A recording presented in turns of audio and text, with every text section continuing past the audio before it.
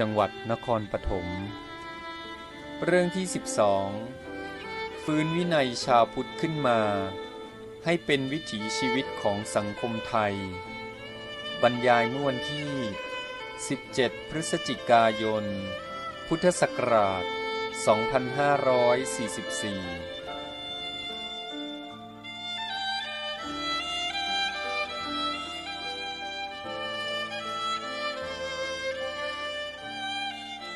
พรที่ประเสริฐก็คือธรรมะนี่เองธรรมะนั้นเป็นพรที่ดีเลิศยิ่งกว่าพรใดๆเพราะว่าเป็นไปตามหลักเหตุปัจจัยเมื่อมีปัญญารู้เข้าใจธรรมะนำไปประพฤติปฏิบัติแล้วผลดีก็ย่อมเกิดขึ้นตรงตามเหตุปัจจัยนั้นธรรมะที่เหมาะก็คือหลักคำสอนสำหรับคฤหัสถ์โดยเฉพาะก็หลักที่เรียกว่าขีวินัยซึ่งก็ได้ยินได้ฟังอยู่เรื่อยแต่ความจริงนั้นต้องให้แม่นเลยขีวินัยนี้ต้องให้ว่าปากเปล่าได้จำแม่นติดใจเลยนึกถึงเมื่อไหร่ก็ปรากฏชัดแจ้งถ้าอย่างนี้แล้วก็ถือว่าเป็นขีวินัยจริงๆเพราะหากว่าจำไม่ได้วินัยก็ไม่สามารถจะปรากฏขึ้นมานอกจากว่าจำได้ก็นำไปประพฤติปฏิบัติด้วยวันนี้ก็ถือเป็นโอกาสที่จะนำเอาหลักขีวินัยหรือวินัยของคฤหัสถ์นี้มาทบทวนเป็นเครื่องเตือนใจในการดำเนินชีวิตด้วยแล้วก็ในการที่จะนำไปแนะนำสั่งสอนผู้อื่นเพื่อช่วยกันสร้างสรรค์สังคมที่ดีงามเพราะว่าคฤหัสถ์นั้นก็มีวินัยเช่นเดียวกันไม่เฉพาะพระภิกษุมีวินัยเรื่องนี้จะต้องมาเตือนใจกันอยู่เสมอเพราะว่าชาวพุทธมักจะลืมว่าตนมีวินัยที่จะต้องรักษาก็เลยนึกว่ามีแต่พระที่มีวินัยแล้วมันก็ไปมองวินัยเช่นวินัยทหารเป็นต้นแต่ที่จริงคฤหัสถ์ทุกคนชาวพุทธทุกคนต้องมีวินัยวินัยของคฤหัสถ์นี้ก็ไม่มากไม่ถึง227ข้อแต่ว่าถ้าประพฤติปฏิบัติถูกต้องแล้วก็ครอบคลุมหมดคือ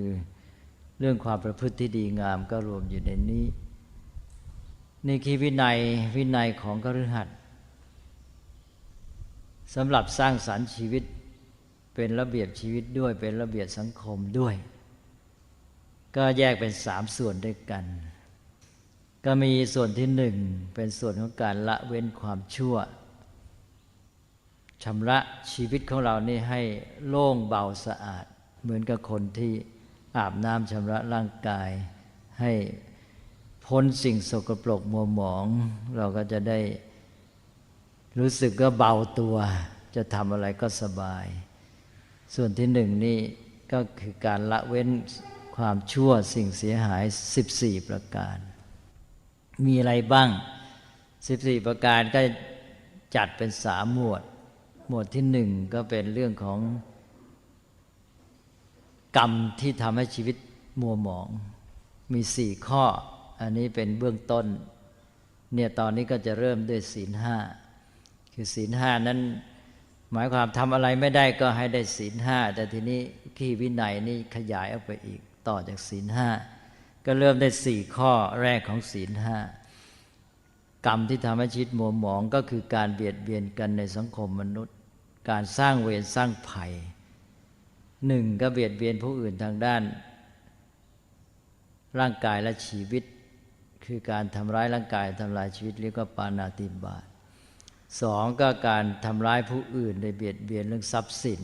เรียกว่าอทินนาทาน3ก็การล่วงละเมิดคู่ครองของเขาเรียกว่ากาเมสมิจฉาจาร4ก็การทำร้ายผู้อื่นในทางวาจาหลอกลวงเขาทำลายผลประโยชน์ของเขาโดยถ้อยคำเท็จ4ข้อนี้เป็นเรื่องของเวรภัยพื้นฐานที่ทำให้มนุษย์มีความเดือดร้อนแล้วก็สังคมก็ต้องเกิดการขัดแย้งกัน ทะเลาะวิวาทอยู่กันไม่สงบสุขถ้า4 ข้อนี้เราพ้นไปได้ก็โปร่งเบาไม่มีเวรภัยอันนี้เป็นขั้นที่1เรียกว่ากรรมกิเลสกรรมที่ทำให้ชีวิตมัวหมอง4 ประการต่อไปก็ก้าวไปสู่หมวดที่2หมวดที่2ก็เป็นเรื่องที่เบาลงมาแต่เกี่ยวข้องกับตนเองมากขึ้นก็คือการที่จะทำให้ชีวิตของเราเนี่ยพ้นจากหลุมอบายหลุมความเสื่อมที่จะทำให้การดำเนินชีวิตไม่ก้าวหน้าเพราะมัวไปตกหลุมแล้วก็ชีวิตขนาดสำคัญเรื่องการที่จะมีทรัพย์สินเงินทองถ้าไปตกหลุมความเสื่อมที่เรียกว่าอบายมุขแล้วก็จะทำให้ไม่ขยันไม่เอาใจใส่ไม่ขนขวายในหน้าที่การงานแล้วก็ผลาญทรัพย์ท่านเรียกว่าทรัพย์ที่ยังไม่เกิดก็ไม่เกิดทรัพย์ที่เกิดขึ้นแล้วก็ทำให้หมดไปอบายมุขก็มี6 ประการด้วยกัน1ก็คือข้อสุดท้ายของศีล 5การเป็นนักเลงสุรายาเมาสิ่งเสพติดแล้วต่อไปก็ข้อ2ก็เป็นนักเลงการพนัน2 ข้อนี้ก็สังคมไทยนี่มากเหลือเกินอบายมุขก็แสดงว่าสังคมไทยนี่ตกหลุมอบายตกหลุมความเสื่อมแค่นี้ก็ไปไม่ค่อยไหวอันนั้นก็ต้องถอนตนให้พ้นจากอบายมุขหลุมอบายนี้ไป2 ข้อแหละแล้วต่อไปข้อ3การเที่ยวกลางคืนเที่ยวไม่เป็นเวลาซึ่งทำให้เสียเวลาการงานการศึกษาแล้วก็ก่อเวรภัยเป็นที่หวาดระแวงทำให้ทะเลาะวิวาทกันได้ง่ายเสียสุขภาพทำให้ครอบครัวไม่เป็นสุขแทนที่จะมีความอบอุ่นครอบครัวก็เลยเสียไปมีทางมาความเสียหายหลายประการเนี่ยเที่ยวกลางคืนก็เว้นได้ก็จะทำให้ชีวิตนี้มีโอกาสในการทำสิ่งที่ดีงามมากขึ้นเอาเวลาไปใช้ในสิ่งที่เป็นประโยชน์ต่อไปข้อที่4อบายมุขก็คือการหมกมุ่นในการบันเทิงเห็นกับการบันเทิงจนกระทั่งก็ทำให้เสียการศึกษาเสียการเสียงานเสียสุขภาพเป็นต้นอีกอันนี้เวลานี้ก็การหมกมุ่นการบันเทิงก็มากเพราะว่าการบันเทิงนี้เข้ามาถึงในบ้านในห้องนอนโดยพวกสื่อต่างๆไม่ต้องไปหาข้างนอกก็ได้ในบ้านก็เต็มไปหมดเพราะฉะนั้นก็ต้องระวังก็อยู่ที่ตนเองต้องมีความเข้มแข็งไม่หล่นลงไปในหลุมอันนี้ก็4 ข้อแล้วต่อไปก็ข้อ5การคบคนชั่วเป็นมิตรเมื่อคบคนชั่วคบคนเช่นไรก็เป็นเช่นคนนั้นคบคนนักเลงสุรายาเสพติดก็พาไปติดยาคบนักเลงการพนันก็พาไปเล่นการพนันคบนักเที่ยวก็พาไปเที่ยวคบพวกโหไม้ก็พาไปตีกันคบแม้แต่คนเกียจคร้านก็พาให้ขี้เกียจไปด้วยเพราะนั้นก็ต้องระวังก็ไม่คบคนชั่วเป็นมิตรแล้วข้อสุดท้ายก็ความเกียจคร้านในการงานรวมทั้งการเล่าเรียนศึกษาอ้างโน่นอ้างนี่ไม่ยอมทำหน้าที่ของตนเองเพราะนั้นก็ให้มีความเข้มแข็งไม่ยอมกันหนาวร้อนเป็นต้นถ้าหากว่าพ้นอบายมุข6 ประการนี้ได้ก็ชีวิตก็มีทางที่จะเจริญก้าวหน้าและแสดงถึงความมีจิตใจเข้มแข็งด้วยเพราะคนที่จะตกหลุมอบายมุขในปกติก็เป็นเพราะความอ่อนแอไม่สามารถที่จะเหนี่ยวรั้งตนเองและไม่สามารถยืนบนขาของตัวเองได้เต็มที่ก็เลยสุดลงไปหรือหล่นลงไปอันนั้นก็ให้พ้นจากอบายมุขอีก6 ประการนี้ต่อไปก็ยังมีสิ่งเสียหายอีก4นี่ก็เป็นเรื่องคนที่เจริญเติบโตเป็นผู้ใหญ่ขึ้นพอเราเติบโตขึ้นมาก็จะเป็นหัวหน้าครอบครัวเป็นหัวหน้าที่ทำงานหัวหน้าหมู่ชนมีความรับผิดชอบคนที่เป็นหัวหน้าก็จะต้องดำรงรักษาหมู่คณะของตนเองนั้นให้มีความสามัคคีเป็นต้นสิ่งหนึ่งที่สำคัญก็คือความเป็นธรรมเพราะฉะนั้นตรงนี้ก็ท่านก็จะให้หลักว่า อย่าให้เสียความเป็นธรรมการที่จะเสียความเป็นธรรมก็เกิดจากการละเมิดอคติ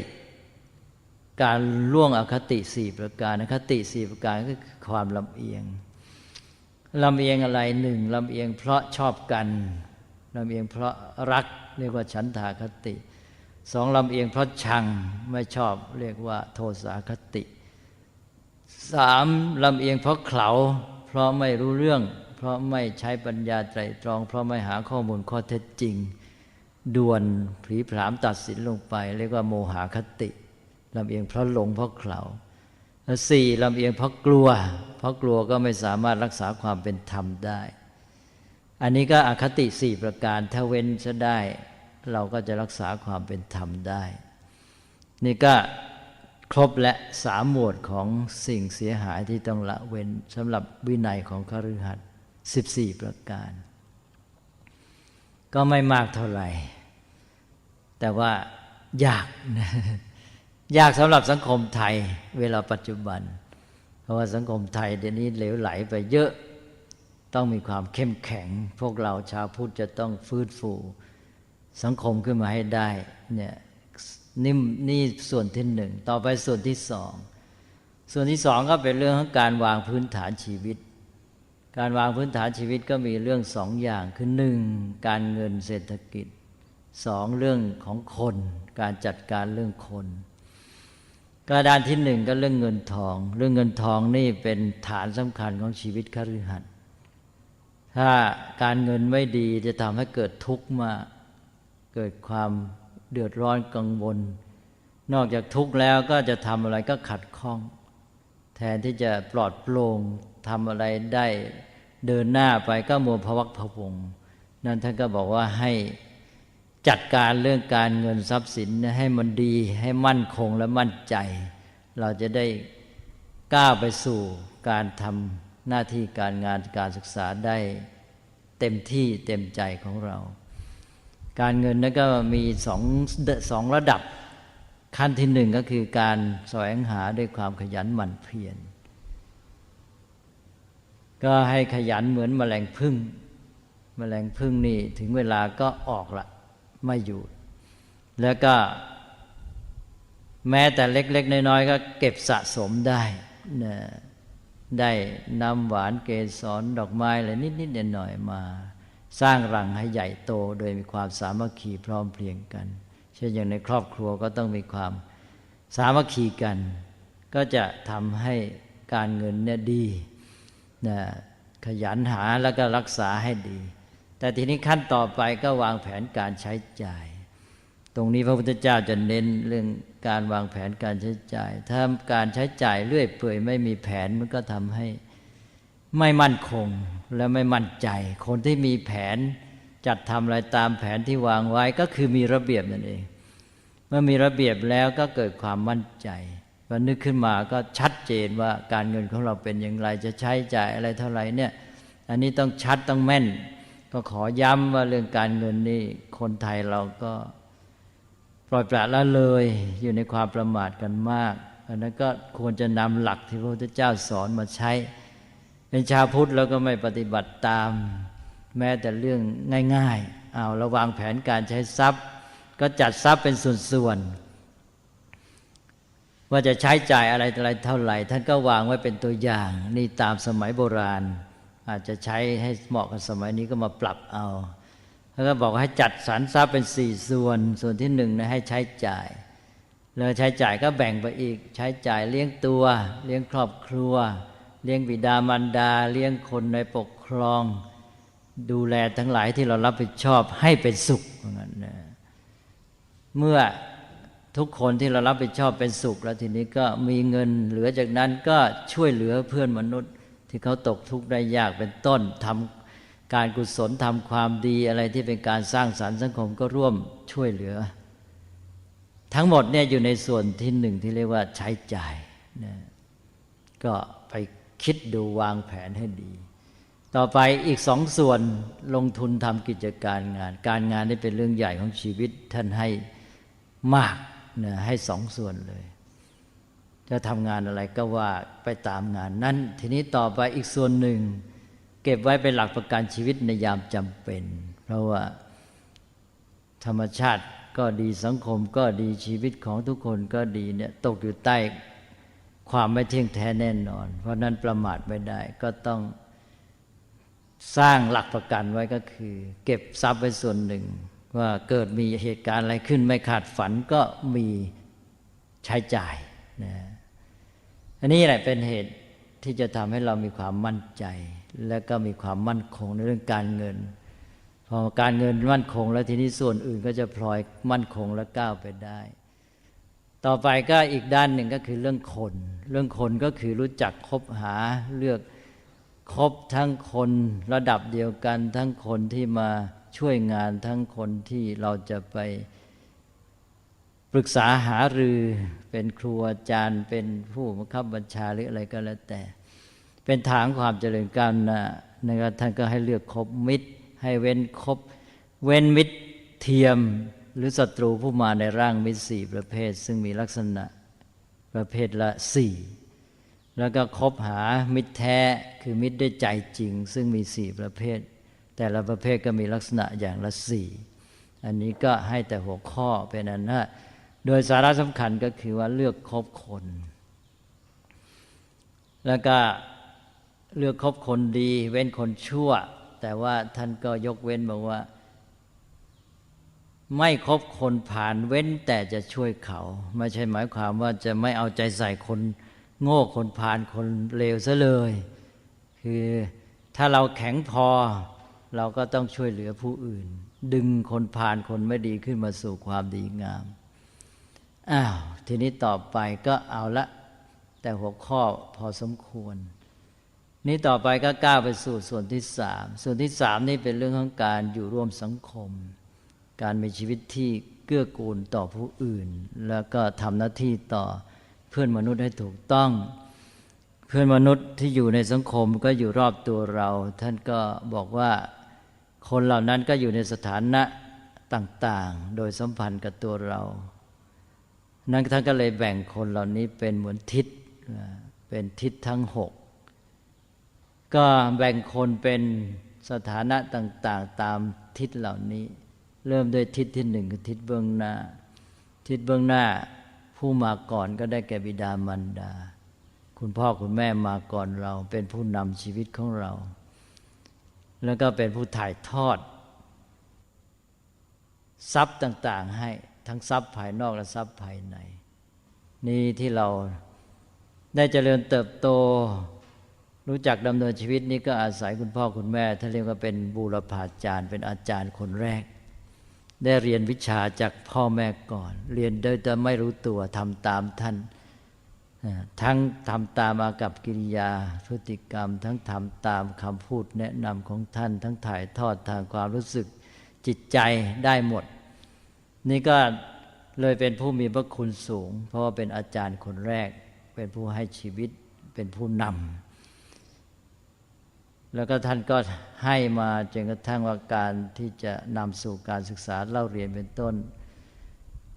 ก็เลยให้มีหน้าที่ต่อคุณพ่อคุณแม่5ประการด้วยกันเรียกว่าไหว้ทิศที่1ก็คือทำหน้าที่ต่อคุณพ่อคุณแม่ให้ถูก1ท่านเลี้ยงเรามาแล้วเลี้ยงท่านตอบแทน2แม้จะยังไม่มีกำลังเลี้ยงท่านได้ก็ช่วยเหลือธุระการงานรับใช้ท่าน 3. ดำรงรักษาวงตระกูลอย่างน้อยก็รักษาชื่อเสียงเกียรติคุณของพ่อแม่ไว้ให้ดีไม่ให้เสื่อมเสียไปเพราะเราแต่ว่าช่วยเชิดชูให้สูงยิ่งขึ้น 4. ก็ทำตนให้สมเป็นทายาทเป็นผู้รับมรดกให้รับมรดกทั้งทางทรัพย์ทางวัตถุและทรัพย์ภายในคือพ่อแม่มีคุณธรรมความดีความขยันหมั่นเพียรอะไรก็รู้จักรับรู้จักถ่ายทอดเอามาก็รับทรัพย์มรดกทางนามธรรมด้วยแล้วก็5เมื่อท่านล่วงลับไปแล้วก็ทำบุญอุทิศให้ท่านอันนี้ก็เป็นหน้าที่ต่อบิดามารดาถ้าเป็นพ่อแม่เองก็ทำหน้าที่ต่อลูก5ประการนี่ก็เป็นตัวอย่างเอาทิศที่1เป็นตัวอย่างต่อไปทิศที่2ทิศเบื้องขวาครูอาจารย์เป็นลูกศิษย์ก็ทำหน้าที่ต่อครูอาจารย์5เป็นอาจารย์ลูกก็ทำหน้าที่ต่อลูกศิษย์5 ต่อไปก็ทิศเบื้องหลังทิศเบื้องหลังก็คือผู้มาทีหลังได้กับคู่ครองคู่ครองนี่อีกนานตามหลังพ่อแม่มันนานตั้ง20 ปี30 ปีนี่ทิศเบื้องหลังนี่ก็มีหน้าที่ต่อกันก็คือสามีภรรยาสามีก็มีหน้าที่ต่อภรรยา5ภรรยาก็มีหน้าที่ต่อสามี5อย่างก็ทำหน้าที่ต่อกันให้ถูกต้องต่อไปทิศที่4ทิศเบื้องซ้ายก็ผู้เกื้อหนุนกันประคับประคองกันทำให้อย่างน้อยอบอุ่นใจก็ได้แก่มิตรเพื่อนต่อเพื่อนก็มีหน้าที่ต่อการฝ่ายละ5ต่อไปทิศที่5ทิศเบื้องล่างได้แก่ผู้ใต้บังคับบัญชาคนรับใช้คนงานกรรมกรก็มีหน้าที่ต่อกันระหว่างนายงานกับคนงานฝ่ายละ5เช่นให้มีความเป็นธรรมมีน้ำใจต่อกันช่วยเหลือเกื้อกูลเอาใจใส่กันให้ดีงามเพื่อจะให้งานส่วนรวมดำเนินไปได้ดีถ้าทั้งสองฝ่ายทั้งนายงานคนงานมีน้ำใจต่อกันแล้วงานส่วนรวมก็เดินไปได้ดีก็เป็นประโยชน์ร่วมกันนั่นเองต่อไปทิศที่6ก็ทิศเบื้องบนได้แก่สมณพราหมณ์พระสงฆ์พระสงฆ์ก็มีหน้าที่ต่อกันกับญาติโยมคฤหัสถ์ก็มีหน้าที่ต่อพระสงฆ์5พระสงฆ์ก็มีหน้าที่ต่อญาติโยม6ตอนนี้ญาติโยมก็ไม่รู้มีหน้าที่ต่อพระสงฆ์อย่างไร พระสงฆ์ก็บางทีก็ไม่รู้เหมือนกันว่ามีหน้าที่ต่อญาติโยมอย่างไรเนี่ยแสดงว่าทิศ6วินัยของชาวพุทธเนี่ยมันเลือนลางไปหมดแล้วก็อยู่กันไปงั้นถวายภัตตาหารไปท่านก็ฉันไปพระก็ฉันเสร็จแล้วก็ไปตามเรื่องของท่านไม่รู้ว่ามีหน้าที่ยังไงต่อกันก็เนี่ยฝ่ายละ5กับ6มีพระอันเดียวทั้งหมด6ทิศเนี่ยที่มีหน้าที่มากที่สุดคือทุกข้อเนี่ยเขามีหน้าที่ฝ่ายละ5แต่พระเนี่ยมีหน้าที่6อย่างนะสุดท้ายเลยแต่ว่าโดยสาระก็คือพระมีหน้าที่ต่อญาติโยมคือให้ธรรมะเรียกว่าธรรมทานฝ่ายโยมก็มีหน้าที่ต่อพระเรียกว่าอามิสทานหมายความพระเนี่ยมีหน้าที่ดำรงรักษาธรรมะไว้ให้แก่สังคมมนุษย์เพราะว่าสังคมมนุษย์จะอยู่ดีได้ต้องมีธรรมะนี่เมื่อพระสงฆ์ท่านดำรงธรรมะไว้ให้ญาติโยมก็เลยถือเป็นหน้าที่ว่าเราจะต้องเกื้อหนุนให้ท่านไม่ต้องมาห่วงใยชีวิตด้านวัตถุแล้วท่านก็ต้องการวัตถุน้อยอยู่แล้วนะว่าเลยบอกท่านว่าท่านไม่ต้องห่วงกังวลนะวัตถุนะฉันจะเลี้ยงดูเอาใจใส่เองท่านตั้งหน้าตั้งตาเล่าเรียนศึกษาปฏิบัติเผยแผ่ธรรมะไปเถิดเนี่ยที่ญาติโยมเขาอุปถัมภ์บำรุงก็เพื่ออันนี้คือให้พระได้ไม่ต้องกังวลวัตถุจะได้ตั้งใจอุทิศเวลาอุทิศเรี่ยวแรงกำลังให้แก่การศึกษาเล่าเรียนปฏิบัติและเผยแผ่ธรรมได้เต็มที่ถ้าทั้งสองฝ่ายทำหน้าที่ต่อกันได้ดีเนี่ยสังคมก็จะเจริญมั่นคงก็อยู่ที่เนี่ยถ้าชาวพุทธเพียงแต่รู้หน้าที่ต่อกันนี่สังคมก็ดีขึ้นเยอะเลยในการเรื่องของทิศ6ก็คือหน้าที่ต่อกันระหว่างคนในสังคมนั่นเองถ้าเป็นตัวเราก็ปฏิบัติหน้าที่ต่อทิศทั้ง6นี้ให้ถูกนี่ก็จวนจะจบและวินัยของคฤหัสถ์ก็เหลืออีกหมวดเดียวก็มองกว้างคราวนี้มองคลุมทั้งสังคมว่าเราทุกคนนะมีหน้าที่ที่จะประสานสังคมนี้ให้เป็นเอกภาพมีความสามัคคีมั่นคงด้วยการปฏิบัติตามหลักการสงเคราะห์เรียกว่าสังฆาวัตถุ4ประการ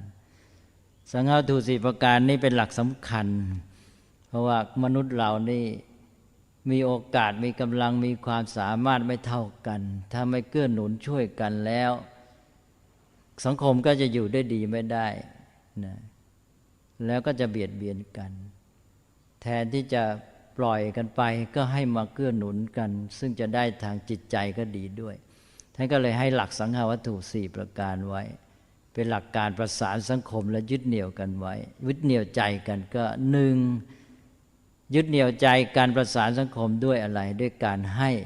ท่านเรียกว่าทานคือมีทรัพย์สินเงินทองสิ่งของเครื่องใช้ตลอดจนวิทยาความรู้ก็มาเผื่อแผ่กันคนที่เขาได้โอกาสขาดกำลังหรือมีปัญหาหรือ เกิดภัยพิบัติก็ได้ช่วยเหลือกันนะก็นี่ก็หนึ่งให้ด้วยเมตตาในยามปกติสองให้ด้วยกรุณายามเขาเป็นทุกข์เดือดร้อนประสบภัยพิบัติสามให้ในยามเขาทำดีประสบความก้าวหน้าเป็นการเกื้อหนุนส่งเสริมต่อไปก็ข้อสองก็สงเคราะห์กันด้วยวาจามีน้ำใจแล้วก็ปิยวาจาคือว่ายามปกติก็พูดกันด้วยเมตตาไมตรียามเขาทุกข์เดือดร้อนก็ใช้วาจาปลอบโยนแนะนำวิธีแก้ปัญหายามเขาทำดีงามประสบความก้าวหน้าสำเร็จก็ใช้วาจาส่งเสริมสนับสนุนให้กำลังใจแล้วก็ต่อไปก็ข้อที่สามอัตถจริยาใช้เรี่ยวแรงกำลังความสามารถไปช่วยเหลือเกื้อหนุนผู้อื่นด้วยเมตตายามปกตินะด้วยกรุณายามเขามีความทุกข์เดือดร้อนเช่นตกน้ำติดไฟไหม้หรือมีความอ่อนแอเจ็บไข้ได้ป่วยแล้วก็ใช้กำลังเรี่ยวแรงของตนไปเกื้อหนุนผู้อื่นที่เขาทำความดีเช่นเขาทำอะไรที่เป็นการสร้างสรรค์สังคมทำบุญทำกุศลก็ไปร่วมช่วยให้แรงให้กำลังความสามารถส่งเสริมการทำความดีก็ทำด้วยมุทิตานี่เรียกว่าอัตถจริยาแล้วก็ข้อสี่สุดท้ายก็คือมีความเสมอภาคมีตนเสมอเรียกว่าสมานัตตานะคือว่าอยู่ด้วยกันก็ไม่ดูถูกดูหมิ่นเหยียดหยามกันอยู่ด้วยกันก็ไม่เอารัดเอาเปรียบกันอยู่ด้วยกันก็ไม่เลือกที่รักผลักที่ชังให้ความเสมอภาคกันแล้วก็อยู่ด้วยกันก็ร่วมสุขร่วมทุกข์กันไม่ทอดทิ้งกันในยามมีทุกข์ร่วมกันแก้ปัญหาเรียกว่าสมานัตตาเราตัวเอาตัวเข้าเสมอสมานนี่ครบสี่ประการนี้ก็เป็นหลักที่จะทำให้สังคมทุกระดับเนี่ยมีความสามัคคีแล้วก็อยู่กันได้ดีมีความสงบสุขเจริญมั่นคงตั้งแต่ในครอบครัวเป็นต้นไปพ่อแม่ก็ต้องใช้สังฆวัตถุสี่ประการนี้กับลูกแล้วก็ต่อไปก็ขยายไปทั่วทั้งสังคมเนี่ยหมดเนี่ยทั้งเรียกว่าขีวินัยนะชาวพุทธทุกคนเนี่ยอยากจะให้จำให้แม่นว่าขีวินัยของคฤหัสถ์เนี่ยแค่นี้แหละสังคมไทยเนี่ยเจริญมั่นคงแน่แต่แค่ขีวินัยนี่ชาวพุทธไทยก็ทำไม่ได้นะอย่าว่าแต่ทำไม่ได้เลยรู้ยังไม่รู้เลยนะก็จะทำไงนะเพราะฉะนั้นสังคมก็เป็นอย่างเงี้ยแล้วจะมาว่าพระพุทธศาสนาก็ไม่เห็นช่วยสังคมแล้วก็เราไม่เอาพุทธศาสนาแล้วนะฉะนั้นขอให้รื้อฟื้นกันขี้วินัยของคฤหัสถ์อย่ามองแต่เพียงวินัยพระเดี๋ยวจะไปดูพระไม่เห็นประพฤติตามวินัยนะพระเสื่อมแต่โยมเสื่อมก่อนแหละนะเพราะว่าโยมนี่ไม่รู้จักวินัยมานานแล้วนะก็เลยต่อมาพระก็เสื่อมบ้างนะทีนี้พอเสื่อมครบสองฝ่ายคราวนี้ก็หมดอะไรตอนนี้ต้องรื้อฟื้นแล้วพระจะมีวินัยดีเมื่อโยมมีวินัยด้วยถ้าว่าโยมมีวินัยดีตั้งอยู่ในขีวินัยเนี่ยพระโดนล้อมกรอบนะพระไม่มีทางละพระก็โดนคุมโดยศรัทธาเนี่ยโดยไม่รู้ตัวเลยเพราะโยมอยู่ในวินัยแล้วพระก็ดิ้นไม่ได้แหละพระก็ต้องอยู่ในวินัยด้วยก็คุมกันเป็นชั้นๆคุมกันด้วยความเคารพนับถือปฏิบัติที่ถูกต้องนั้นตอนนี้ก็เลยมาย้ำเรื่องขีวินัยของคฤหัสถ์เนี่ย3ส่วนก็มี1เว้นความชั่วเสียหาย14ประการ2วางฐานชีวิตให้มั่น2ด้านแล้วก็3ก็ทำหน้าที่ต่อสังคมนะให้ถูกต้องโดยหลักทิศ6แล้วก็สังฆวัตถุ4จบขีวินัยแล้วทีนี้ก็ชีวิตก็มีระเบียบสังคมก็มีระเบียบนะการจัดระเบียบสังคมสำเร็จนะตอนนี้ก็สังคมไทยกำลังพยายามแค่จัดระเบียบกันตอนนี้ก็หนักหนาเต็มทีนี่พอมีขีวินัยระเบียบชีวิตระเบียบสังคมดีแล้วท่านก็บอกเอาแล้วตอนนี้เดินหน้าต้องวางจุดหมายชีวิตแต่ละคนก็ดำเนินชีวิตไปสู่จุดหมายพระพุทธเจ้าก็วางจุดหมายมาให้อีกเลยมากคนเนี่ย ไปคิดกันเอาอะไรเป็นจุดหมายชีวิตมักจะมองอันเดียวพระพุทธเจ้าเนี่ยตรัสแบ่งเป็นระดับเป็นขั้นๆก็วางระดับจุดหมายเป็น3ขั้นนะระดับที่1อะไรจุดหมายขั้นตาเห็นทิฏฐธรรมิกัตถะที่เป็นรูปธรรมปัจจุบันทันตาอะไรบ้างหนึ่งอะไรนะว่าดังๆอุทธานสัมปทาอันนี้เป็นวิธีเนี่ยโดยมากท่องกันเป็นประโยชน์ปัจจุบันที่จริง4ข้อเนี่ยไม่ใช่ตัวประโยชน์มันเป็นข้อปฏิบัติเพื่อให้บรรลุจุดหมายนะอุทธานสัมปทาถึงพร้อมในความขยันหมั่นเพียรอารักขสัมปทาถึงพร้อมในการรักษากัลยาณมิตรตามีมิตรดีงามและสมชีวิตตาเลี้ยงชีวิตพอดีอันนี้ท่านเรียกว่าเป็นธรรมะที่เป็นไปเพื่อประโยชน์ปัจจุบันไม่ใช่ตัวประโยชน์และประโยชน์ปัจจุบันในที่นี้จำกัดเฉพาะทรัพย์สินเงินทองซึ่งแคบนะความจริงพระพุทธเจ้าตรัสเนี่ยมากกว่านี้เยอะนะตัวประโยชน์คืออย่างนี้ตัวประโยชน์ปัจจุบันเนี่ย1ทรัพย์สินเงินทองเรื่องเศรษฐกิจอันนี้คือตัวประโยชน์ตัวจุดหมายและที่อุทธานสัมปทานะเป็นวิธีปฏิบัติเพื่อให้ได้ประโยชน์อันนี้เวลาอ่านในแบบในตำราเนี่ยมันพลาด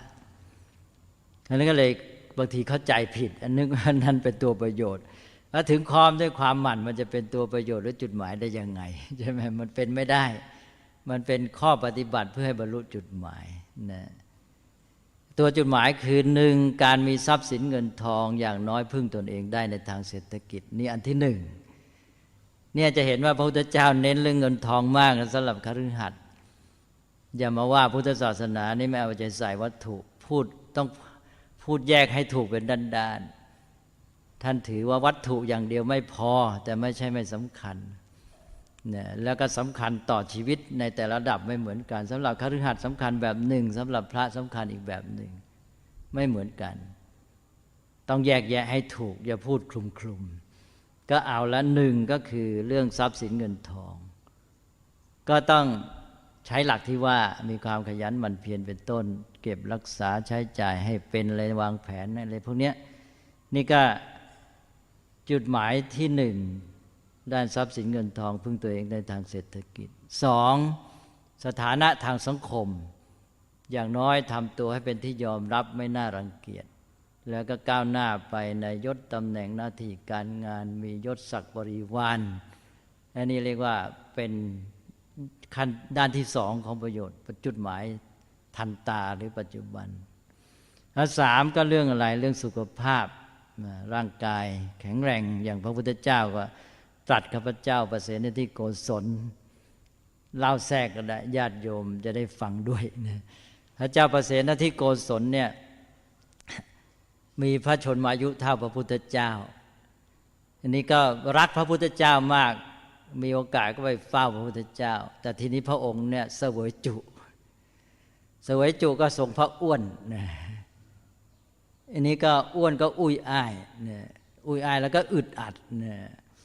เวลาไปเฝ้าพระพุทธเจ้าวันหนึ่งนี่เสวยไปใหม่ๆเนี่ยนี่พอไปประทับนั่งแล้วทีนี้ก็ทรงอึดอัดพระพุทธเจ้าทรงสังเกตเห็นพระพุทธเจ้าก็เลยตรัสคาถาออกมาซึ่งโดยสาระสำคัญก็บอกว่าเนี่ยผู้ที่มีสติแล้วก็รู้จักประมาณในการบริโภคให้พอดีเนี่ยก็จะการย่อยต่างๆก็เป็นไปได้ดีแล้วก็จะมีอายุยืนและพระองค์ก็ตรัสโดยสาระสำคัญทำนองเนี้ยพระเจ้าประเสนที่โกศลก็ทรงเข้าใจว่าพระพุทธเจ้าทรงเตือนพระองค์เนี่ยด้วยความปรารถนาดีก็เลยทรงหันไปตรัสกับราชวัลลบเนี่ยคือผู้ติดตามคนสนิทนั่นเองบอกว่าหลานเป็นหลานเนี่ยนะราชวัลลบคนเนี่ยบอกเอาช่วยจำไว้หน่อยคาถานี้ท่องไว้เวลาฉันเสวยแล้วนะเวลาจะเริ่มตักช้อนแรกแล้วรีบว่าคาถานี้เลยว่างั้นนะคือเกรงว่าพระองค์เนี่ยจะเผลอใช่ไหมเพราะว่าเสวยจุพอจะเสวยพอเริ่มตักคำแรกก็ให้หลานในว่าคาถานี้พอว่าคาถานี้พระเจ้าประเสนที่โกศลก็ระวังพระองค์ ต่อมาหลายเดือนปรากฏว่าพระเจ้าประเสนิธิโกศลเนี่ยทรงมีพระวรกายกระปรี้กระเปร่าขึ้นวันหนึ่งก็เลยทรงมาปราลบลำพึงกับพระองค์เองว่าพระพุทธเจ้าเนี่ยทรงมีความปรารถนาดีต่อพระเจ้าประเสนิธิโกศลคือตัวพระองค์เองเนี่ยไม่เฉพาะด้านสัมปรายิกัตถะประโยชน์ทางนามธรรมเท่านั้นพระพุทธเจ้าทรงปรารถนาดีต่อพระองค์แม้แต่ทิฏฐธรรมวิกัตถะด้วยนี่แหละเห็นไหมที่พระพุทธเจ้าตรัสเนี่ยประโยชน์ปัจจุบันอันหนึ่งก็คือเรื่องของสุขภาพอันนั้นก็การรักษาสุขภาพนี้ก็เป็นจุดหมายชีวิตปัจจุบันอันหนึ่งแล้วต่อไปก็4ก็เรื่องชีวิตครอบครัวถ้าใครมีครอบครัวก็อยู่กันให้มีความผาสุกอบอุ่นด้วยดีก็4ข้อเนี่ยคือจุดหมายชีวิตในระดับรูปธรรมปัจจุบันทันตาคฤหัสถ์ก็ต้องพยายามทำให้ได้ต่อไปท่านบอกว่าไม่พอนะจุดหมายขั้นตาเห็นต้องก้าวต่อไปอีกจุดหมายขั้นที่2เลยตาเห็นเป็นนามธรรมลึกซึ้งในทางจิตใจเลยไปถึงโลกหน้าเรียกว่าสัมปรายิกัตถะก็ได้แก่อะไรบ้าง1มีหลักยึดเหนี่ยวจิตใจมีศรัทธาเช่นในพระศาสนาในพระรัตนตรัยในการทำความดีก็จะทำให้จิตใจเนี่ยไม่อ้างว้างว้าเหวนี่ก็เป็นข้อที่1เรียกว่าศรัทธาแล้วก็2ก็มีชีวิตที่สุจริตทำความดีเว้นความชั่วอันนี้ก็ทำให้เรามีความภูมิใจในชีวิตของตนเองที่สะอาดบริสุทธิ์แล้ว3ก็ได้ทำคุณประโยชน์เรียกว่าจาคะได้ใช้ชีวิตนี้ทำความดีทำประโยชน์กับเพื่อนมนุษย์กับสังคมแล้วลึกเมื่อไหร่ก็มีความสุขแล้วก็4มีปัญญารักษาตนแก้ปัญหาได้แล้วก็5ก็ทำแต่กรรมดีมั่นใจในโลกหน้าอันนี้ก็เป็นสัมปรายิกัตถะประโยชน์ที่เลยไปลึกซึ้งทางจิตใจสัมปรายิกัตถะนี้ก็มาเป็นหลักประกันทิฏฐธรรมวิกัตถะว่าเรามีประโยชน์ปัจจุบันรูปธรรมทรัพย์สินเงินทองเกียรติยศฐานะแล้วถ้าไม่มีประโยชน์เลยตาเห็นนามธรรมมาช่วยก็อาจจะลุ่มหลงมัวเมาแล้วใช้ไปในทางไม่ดีคนมีเงินทองทรัพย์สินยศบริวารนี่อาจจะใช้ในทางชั่วร้ายก็ได้ยิ่งเป็นโทษมากแต่พอมีสัมปรายิกัตถะมาก็คุมให้ใช้ในทางดียิ่งมีเงินมากยิ่งมีทรัพย์สินยศบริวารมากก็ยิ่งทำประโยชน์ได้มากนั้น2ระดับนี้ประสานกันก็อย่าหยุดแค่ทิฏฐธรรมวิกัตถะต้องก้าวไปสู่สัมปรายิกัตถะด้วยต่อไปก็ยังไม่พอยังอีกขั้นหนึ่งก็คือคนเรานี่คนดีคนร้ายก็อยู่ใต้อำนาจของกฎธรรมชาติมีอนิจจังไม่เที่ยงเป็นต้นเพราะนั้นก็เราก็อยู่ใต้กฎธรรมชาติมีความเปลี่ยนแปลงมีโลกธรรมปรากฏขึ้นก็มีความทุกข์มีความสุขไปตามความผันแปรนั้นท่านก็เลยบอกว่าให้ก้าวไปสู่ประโยชน์สูงสุดก็คือการมีปัญญารู้เท่าทันความจริงของโลกและชีวิตไม่รู้เข้าใจความจริงของโลกชีวิตทำจิตใจให้เป็นอิสระได้ก็จะไม่ตกอยู่ใต้อำนาจโลกธรรมความผันผวนเปลี่ยนแปลงทั้งหลายทั้งดีทั้งร้ายก็จะมีจิตใจที่มั่นคงเป็นจิตใจที่ปลอดโปร่งผ่องใสเป็นจิตเกษมได้ตลอดเวลาอันนี้ท่านเรียกว่าเป็นมงคลอันสูงสุดเป็นประโยชน์สูงสุดเป็นข้อที่3ปรมัตถะนะก็แปลว่าจบชาวพุทธก็ต้องพยายามดำเนินชีวิตให้บรรลุจุดหมายทั้ง3ขั้นแล้ว3ขั้นนี้ก็แบ่งเป็น3ด้าน1ประโยชน์3ขั้นนี้ทำเพื่อตนเองเรียกว่าอัตตัฏฐะ2ประโยชน์หรือจุดหมาย3ขั้นนี้ช่วยผู้อื่นให้เขาบรรลุด้วยเรียกว่าปรัตถะ3สิ่งที่เป็นไปเพื่อประโยชน์สุขร่วมกันทั้งทางวัตถุและนามธรรมนะเช่นสิ่งสาธารณูปโภคแล้วก็เรื่องของศีลธรรมวัฒนธรรมอะไรที่จะดำรงสังคมของเราให้อยู่ดีให้เป็นสิ่งที่เอื้อโอกาสกับทุกคนนี่เรียกว่าอุพยัตถะประโยชน์ส่วนรวมร่วมกันก็ทำให้ครบ3ด้านประโยชน์3ขั้นทำให้ครบ3ด้านนี้ก็เป็นการบริบูรณ์ก็จบหลัก การครองชีวิตนอกจากนี้แล้วก็เป็นรายละเอียดปลีกย่อย ก็ขอให้ได้ช่วยกันนำเอาหลักคีวินัยนี้ปฏิบัติแล้วก็ฟื้นฟูขึ้นมาเพื่อให้สังคมไทยนี้ซึ่งเป็นสังคมชาวพุทธเนี่ยสมชื่อเป็นชาวพุทธนะไม่ใช่เป็นสังคมเหลวไหลตกอยู่ในอบายจะได้มีความเจริญมั่นคงต่อไป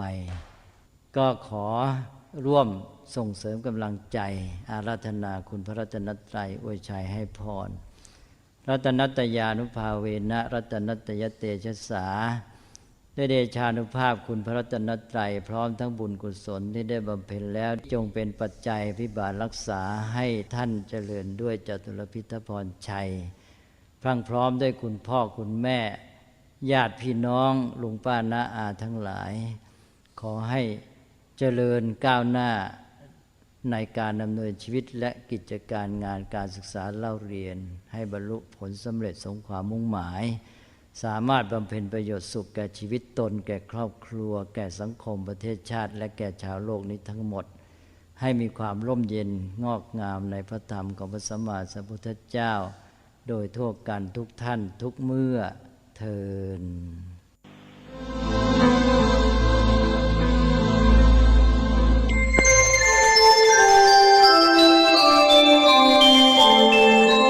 ขณะนี้ท่านกำลังฟังสถานีวิทยุกระจายเสียง FM 104.5 เมกะเฮิรตซ์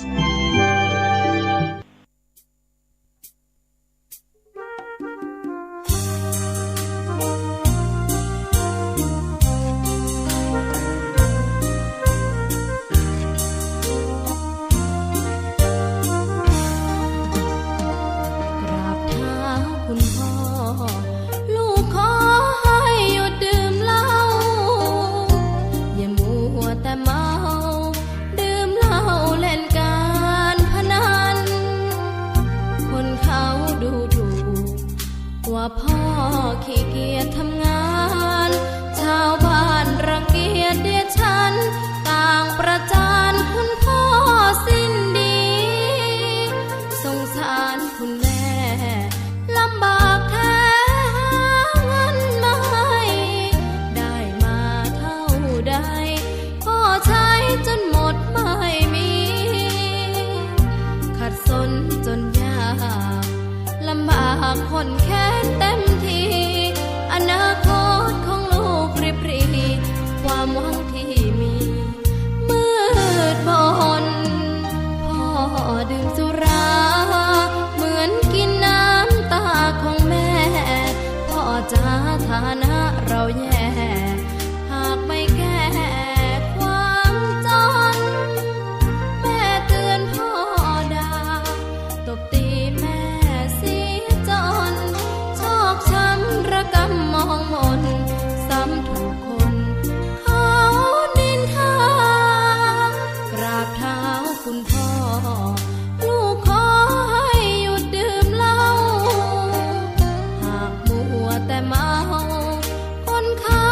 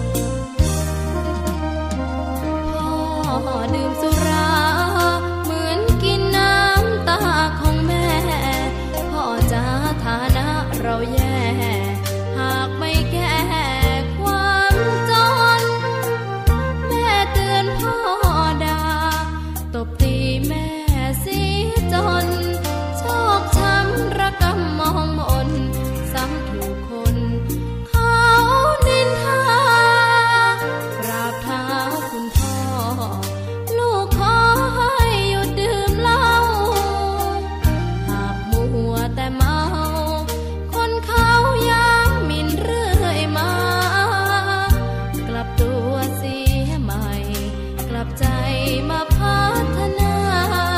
พ่อจะมีคุณค่าเลิกดื่มสุราเลิกการพนัน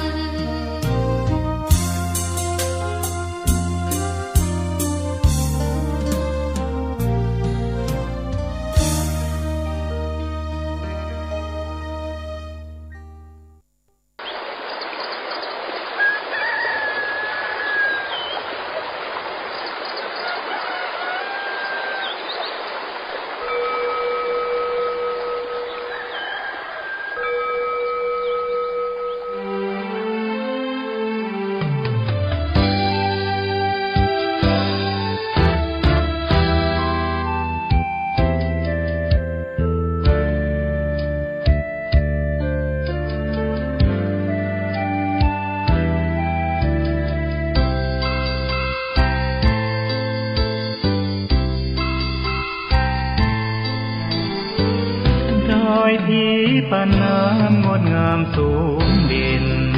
รอยธรรมเทระพระเนตรฝากเสียงผ่านสายล่องลอยเชิญชวนศรัทธาร่วมบูรณาวัดป่าดงดอยยอดภูนางแก้วยังคอยทอแสงส่องฟ้าอำไพคลื่นธรรมสีขาวพาเราแช่มชื่นเป็นผู้รู้ผู้ตื่นเบิกบานทั้งกายและใจเคยแผ่คำสอนองค์ชินวรขจรกว้างไกลข่าวสารงานบุญที่ใดสื่อออนไลน์ไปถึงญาติโยมพระธาตุเจดีย์สีสองเมืองเปล่งประกายแล้วบนยอดดอยนางแก้วมีโอกาสแวะเวียนไหว้ชมจำลองจากดอยสุเทพดอยทุ่งคู่ธาตุบรมพลังแรงใจญาติโยมร่วมสร้างสมทันบารมีสีขาวคลื่นธรรมนำพาความสุขพระเนรชี้ทางคลายทุกข์